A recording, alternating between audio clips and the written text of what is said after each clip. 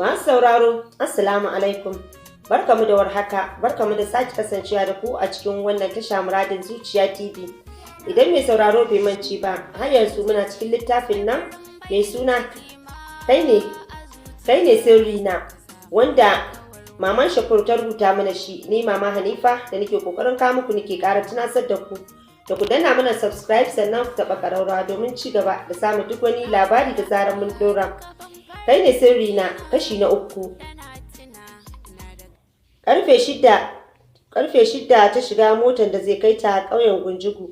Ita kaɗai ne a ciki, ta biya 200 kuɗin mota. Ta yi shiru kamar marainiya tana kallon mutanen wurin da suke shan koko da ƙosai. Kamar ta ce ta roƙa saboda yunwar da take cikin cikinta. Haka nan ta daure sai wuraren karfe 8:30 motar ya cika.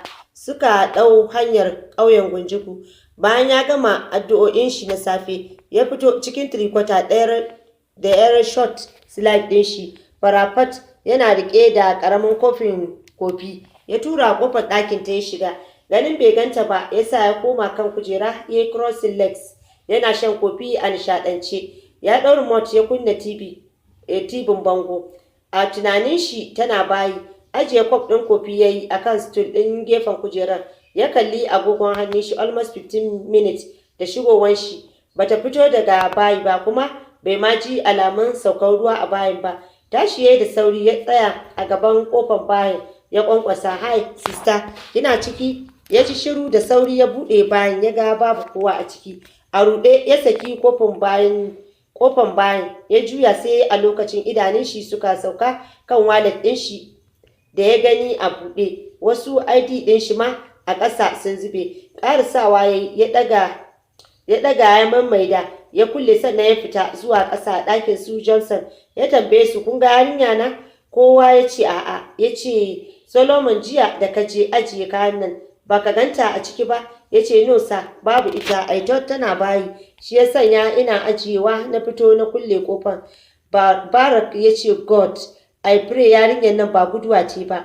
Ya ƙarasa wurin securities masu tsaron gate. Ya tambaye su wanda ke duty jiya. Ya ce, sa, jiya duk wanda suka shigo otal ɗin nan da wayanda suka fita babu wacce ta sa hijab, sai wata yarinya black beauty haka sa, ba ta da ƙiba sosai kuma ba ta da tsawo sosai.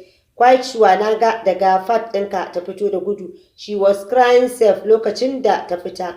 Barrister Bak ya ce, damn it, what is your problem? Man dawaki, kaga karamin yarinya ta fito daga fat ina tana kuka, baka tsayar da ita ba kuma? Ya ƙara daka mai tsawa, kai ne a duty ranar da na kawo yarinyar nan wurin nan. You saw lokacin da su Johnson ke shigar da ita ciki, but duk da haka you let her go. Ma dawaki jikin shi na rawa ya ce, sorry sir, a gafarce ni, wallahi ranar ban kalli fuskarta da kyau bane. Ya kalle shi da jajayen idanun shi ya ce, you know nothing akan job ɗinka, so just pack your thing and go. Na kore ka. Ya juya ya koma ciki. Johnson da Solomon suka rufa mai baya. Ma dawaki ya fashe da kuka ya zube a ƙasa. Don Allah ka yi haƙuri sa, wallahi ba zan ƙara kuskure haka ba. Ko juyowa bai yi ba yadda ya koma ya ɗauko kakis ɗin. Ya fito ya shiga ya ja motar da bala'in gudu yana zuƙan taba ya bar hotel ɗin. A daidai ƙauyen Gunjugu aka sauke ta. Ta sauka tana tunanin uban tafiyan da za ta yi kafin ta kai cikin ƙauyen. A hankali take ɗaga ƙafa take tafiya tana ƙara kallon ƙauyen. Rabonta da ƙauyen kusan wata 6 kenan. A hankali take ɗaga ƙafa take tafiya tana ƙara kallon ƙauyen. Rabonta da ƙauyen kusan wata 6 kenan. Cikin sa'a ta ga mai amalan kan da ta sani abokin Abba. Ta tsayar. Baba ina wuni? Ta faɗa tana murmushi. Ƙara kallon ta yana goge idanu. Wa nake gani? Rufaidatu ce? Eh baba ni ne. Ya sauri ya ce, a hau mana. Hannu Rufaidatu ta hau kan amalan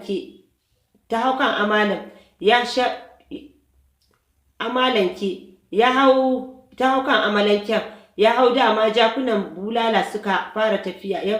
Ya hau zuba jakunan bulala suka fara tafiya sannan ya ce, Rufaida ya haƙuri, mun ji Malam Musa da Asiya sun rasu daga bakin duduwa.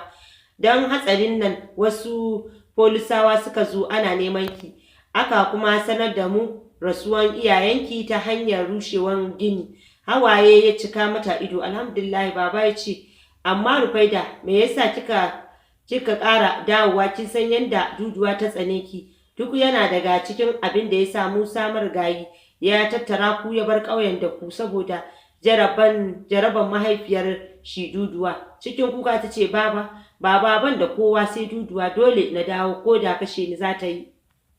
Girgiza kan shi ya ce, haka ne Rufaida, kar ki damu, Allah na tare da ke, ki dage da addu'a Allah ya ɗaura ki a kanta. Ta ce, to baba na gode. Haka suka dinga fira sama-sama har suka shigo cikin ƙauyen. Ƙauye ne sosai, ko ina yara da 'yan mata an ci atamfa daban, riga daban, zani daban, ɗan kwali daban, ga ɗige-ɗige a fuskokinsu. Sai kallonta suke dan ba su gane ta ba. Ta sha hijabi, abin ba su saba ganin 'yan matan garin na sawa ba. A ƙofar gidan Duduwa ya sauke ta sauka, amma ta sami kanta da kasa shiga gidan saboda tsoron Duduwa. Kuka ta fashe da shi sosai, tana yarfe hannu. Baba ya tausaya mata ya ce, Rufaida ki shiga da bismillah, Allah na tare da ke, kin ji yata, kar ki ji tsoro. Ta goge hawaye wasu na zubowa. Ta ce, to baba na gode. Buɗe buhun ƙofar gidan ta yi, ta shiga. A hankali tana tafiya a zauren. Kunnanta suka jiyo manyan muryan Duduwa na rera waka. Ladi mai kiɗan ƙwarya a ja kiɗa a sha daɗi. Ari kai ana ta sabon dai wake-wake da tsohon da na da duka dai.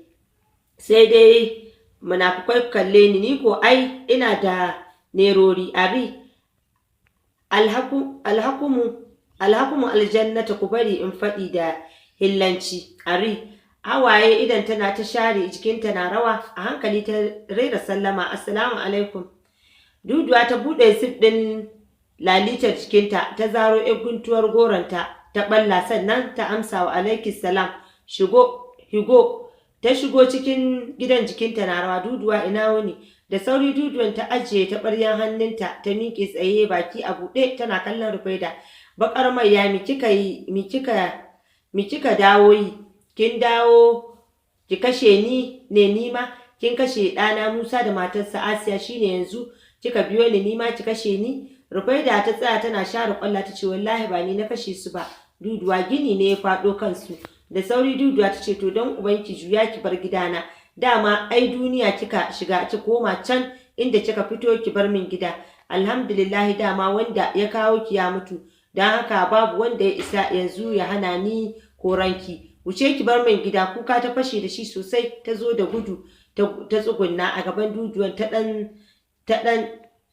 Duduwan tana, don Allah Duduwa kar ki kore ni, babu inda zani, ban da kowa wallahi.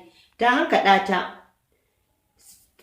hankaɗa ta, sake min kafa. Da can da kika shiga duniya da wa kike tare? Kina gidan karuwai ko? Ta girgiza kai. A'a. Ta ce, to don Allah Duduwa ki bar ni na zauna. Duduwa ta tura ta da kafa, ta faɗi. Don ubanki tashi ki bar min gidan, ba zan iya zama da karuwa irin ki ba. Ni za ki raina mawayo? Kafin a haife ki da shekaru 100 nake duniya. Daga ganin yadda kika ɗanye ɗin nan, kin wani huras fresh cikin shigima gare shiga ciki ma gare ki. Ta finciki taɓaryan da take daka fura da shi, ta ce, tashi ki bar man gidana. Da gudu ta miƙe ta yi hanyar fita, tana kuka kamar za a zare ranta. Duduwa ta koma ta ci gaba da dakanta, tana sauraron yanda Rufaida ke banka uban kuka. Ko me ta tuna sai na ji ta ce, Faida. Da sauri Rufaidan da ke kuka a zaure ta ce, na'am. Duduwa ta ce, yaki. Ta shigo ta ɗau tulu, ki je ki ɗebo min ruwa a rafin. Idan kin gama ciccika randunan sai ki je ki gyara bukkan can, shine ɗakin ki. Ta nuna mata wani bukkan kara da ake ajiye tumakai a ciki. Da murmushi ta ɗanyi saboda daɗin Allah ya ɗora ta kan Duduwa za ta yarda ta zauna da ita. Ba za ki wuce ki ɗauki tulu kika tafi ba, shegiya mai kama da ifiritu, cewar Duduwa. Da sauri ta je kusa da kicin ta ɗau tulu ta juya za ta tafi. Duduwa ta ce zo nan. Ta je gaban Duduwan tana dardar. Me kuma ta yi? Wukar da ke gefen Duduwan ta ɗauka, sai da Rufai da ta ji tsoro. Duduwa ta sa wukar ta ƙyasta hijabin da ke jikinta tun daga sama har ƙasa tana masifa. Da wannan shegen kimar dogon hijabin ɗin nan zaki fita shegiya rubabbiya. Baki san aurar da ke zan yi ba, kin wani sa wannan abun wa zai ga jikin naki har ya so. Wallahi duk radda na ƙara ganin kin sa wannan abun kin fita sai na kusa kashe ki da duka. Wuce ɗaki za ki ga wani tsumma da nake goge ƙasa, ki ɗauka ki sa ki cire wannan na jikinki. An jima idan dillaliya ta zo na sayar na samu kuɗin saro sabuwar gyaɗa. Ranta bai so ba don ta so ta dinga tuna mutumin da ya taimake ta hanyar ganin wannan doguwar rigar mai kyau. Kullum canza kayan ta yi, ta sa tsumma da Duduwa ta ce sai wari ma suke. Haka nan ta fito ta ɗau tulun ta ce Duduwa na tafi. Ko kallonta Duduwa ba ta yi ba, tana kirga fura take. Ta juya ta fita tana tafiya a hankali. Daga gidansu zuwa rafi ba dai nisa ba, don kusan ƙarshen ƙauyen rafin yake. Barista Barak babu inda bai je ba a garin Mina neman ta ba, hatta inda ya tsince ta sai da ya je. Ran shi ya ɓaci yanzu ina ta je, ina ta shiga, ga dukiyarta a hannun shi, ya zai yi da ita. Yunwa ya sa ya kalli agogo ya ga karfe 4 na rana. A bakin wani masallaci ya faka ya yi sallah, sannan ya biya wani etirin ya sai meat pie da bitaminic. Dawowa mota ya zauna ya ɗauko meat pie ɗin zai ci. Ji yayi ya tsani meat pie ɗin. Ya yi wurgi da shi ta glass ɗin motar. Ya kunna taba kawai ya ja motar ya yi gaba. Hotel ya koma, su Johnson na mishi magana ko kula su bai ba. Ya wuce ɗakin shi ya faɗa kan gado, sai kuma ya tashi ya ɗau wani karan taba ya sha, sannan ya ɗan yi bacci. Ɓacin ran ya ɗan ragu. Wani ɗan abu na ga ya danna a gefen gadon shi. Sai ga Solomon ya shigo a hankali ya ce kira min PA. Ba a daɗe ba PA ya shigo. Barista ya kalle shi ya ce PA, ina so ka je banki ka buɗe new account ka zuba min wannan kuɗin a ciki. Gobe ne za mu koma Abuja, ba za mu iya komawa yau ba. PA ya amsa da to. Ya ɗau gana masu da ya ga barista na nuna mishi ya fita daga ɗakin. Tashi ya wuce ya yi wanka. Sai wuraren isha'i ta gama cika randunan da Duduwa ta ce ta cika. Ta gaji iya gajiya. Ta je za ta ɗibi ruwa ta je ta yi wanka. Ta ga Duduwa ta hasko ta torchlight. Me za ki min da ruwa? Da sauri ta rufe randar ta ce dama wanka zan yi. Duduwa cike da masifa ta ce aka ce miki wannan ruwan na wankanki ne? Shegiya mai kama da ifiritu, idan za ki wanka kin san hanyar rafi, ku wuce ki je ki ebo. Ruwan nan ba na amfanin ki bane. Ta tashi daga wurin ta ɗau buta ta yi alwala. Alkallan ɗakin Duduwa ta yi, ta ga bata falo, alamun tana uwar ɗaka. Da sauri ta je ɗakin mamarta kafin su bar ƙauyen. Ta shiga da ƙyar ta lalubo wani yamutsatsen hijabi. Haka nan ta sa ta yi sallah, sannan ta cire ta fito ta zauna ta a bakin kofar Duduwan. Ta shiru, gyangyaɗi na ɗaukar ta saboda gajiyar ta yi. Kwal ta ji an buga mata wani abu a baya. Da sauri ta tashi tana sosa a wurin saboda azabar zafin da ta ji. Duduwa ta ce wannan ƙazamtacciyar jikinki zaki wani kwanta mini a tsaftatacciyar bakin kofa na? Maiya yi can. Ta nuna mata gaban bukkarta. Ta juya tana sosa wurin da Duduwa ta buge ta tana kuka. Zo nan. Duduwa ta daka mata tsawa. Ungo. Ta miƙa mata ragowar tuwon da ta ci ta rage. Da sauri ta karɓa tare da faɗin nagode Duduwa. Ta je gaban bukkanta ta zauna ta ci. Ko ƙoshi ba ta ba, amma ba ta damu ba tunda ta ma samu ta bata. Ta tashi za ta je ta sha ruwa har ta buɗe randa. Duduwa ta ce ta hasko ta torchlight, wallahi in kika taɓa min ruwa sai na ci kan ubanki, ko na alwala da na bari kika yi shi ma don ubangiji zaki yi ma ibada. Wuce ki bar wurin nan ki shige ɗakin ki bacci. Da sauri ta shiga bukkan ta zauna ta bakin kofa don cikin bukkan duhu ba ta ganin komi. Gashi ƙauyen ba wuta, tsoro take ji na bala'i. A zaunan ta fara bacci sama-sama, jin kaman ƙwaro na bin jikinta yasa ta saki ihun bala'i ta fito tsakar gida tana ihu. Da sauri Duduwa ta fito daga ɗakin tana ƙara gyara ɗakin ɗaurin zaninta.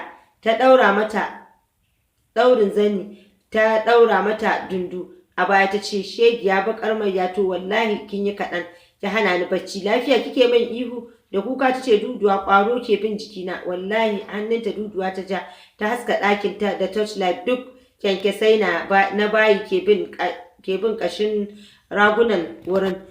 Rufaida ta ƙara ihu, ta riƙe Duduwa ta ce, kin gansu ko Duduwa ta haska, ta hankaɗa ta ciki, ta jawo ƙofar bukkan ta rufe, tana masifa don ubanki su cinye ki. Allah ku sa ma ki mutu kamar yadda kika kashe min ɗana da matar shi. Ta ciro kwaɗo daga lalitar jikinta, ta sa ta juyo tana jinta tana ihu, amma ko ɗas bata ji a ranta ba, sai ma masifa ta ci gaba da yi. Marigayi Musa ba ka jin magana, kawai ka tsinto yarinya, ka tsinto jaraba. Gashi nan ta hana ni yin bacci, to wallahi duk maitarta ni bata isa ta lashe ni ba. Yanda kika kashe min ɗa, ni da wahala zan halaka ki barzahu. Ta hau ɗan gadon bonanta ta kwanta tana ƙorafi. Rufaida da ta ga ihu da jijjiga ƙofa ba zai fishe ta ba, sai ta maƙe a jikin ƙofar ta ma kasa hawaye.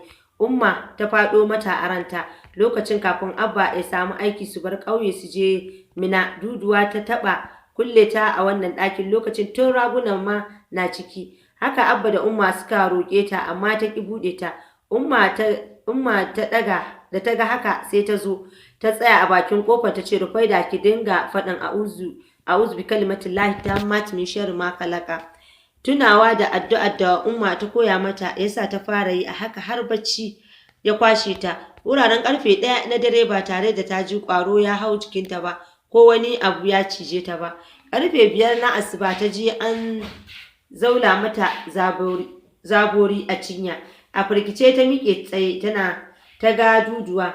Duduwa ce ta ce, ina kwana Duduwa? Duduwa ta kalle ta sheƙeƙe ta ce, karuwa, wato ma yanzu baccin karuwai kike min a gida ko? Bacci babu zani a jikinki? Da sauri ta ɗau zaninta da ya warware saboda nauyin bacci ta ɗaura. Duduwa ta ce, wuce ki share tsakar gidan nan tas, sannan ki ɗau gero ki surfa na fura. Wuce ki tafi, kin tsaya kina kallo na.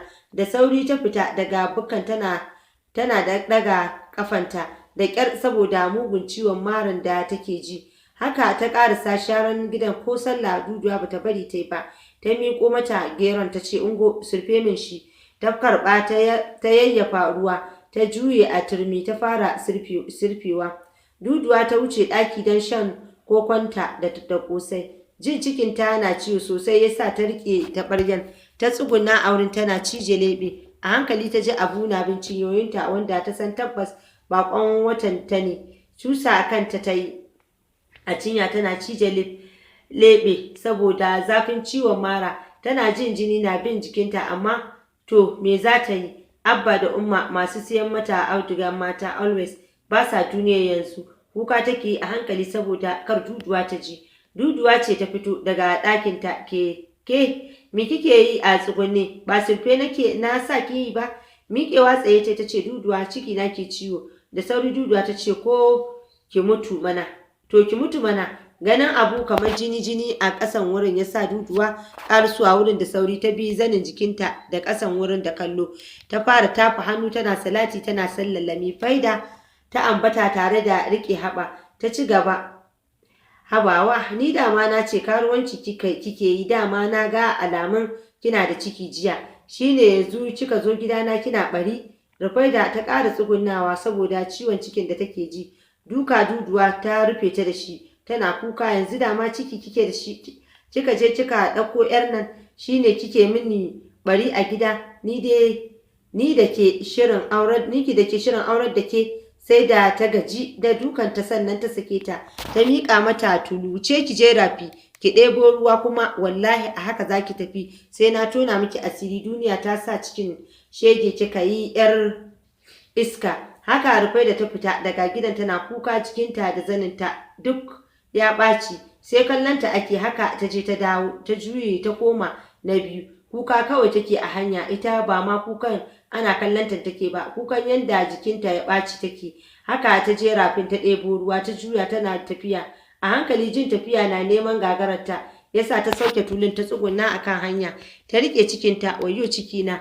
Rufai ta cuta ji an faɗa da sauri ta ɗago kanta ta ga baba ne ya ɗan yi murmushi ashe ke ce ɗata me kike yi a nan wurin kin tsugunna a'a tashi mana ɗata a hankali ta tashi kallon kafanta ya ga jini wani na bin wani ya ga zanin jikinta ta ma da haka da sauri ya sauko daga kan amalanken shi ya zo kusa da ita ya dafa kanta.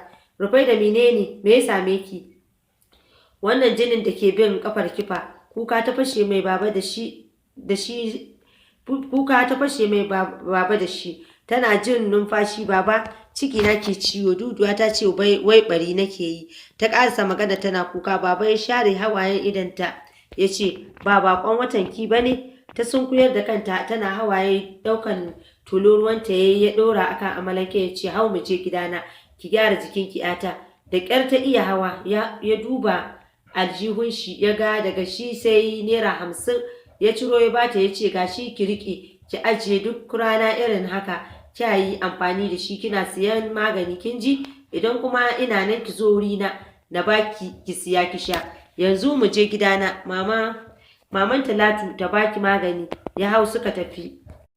To masu sauraro duka ina ga anan zamu dakata sai idan Allah ya kai mu za ku ji ni dauke da ci gaban wannan labarin. Ni Mama Hanifa nake cewa mu ni lafiya.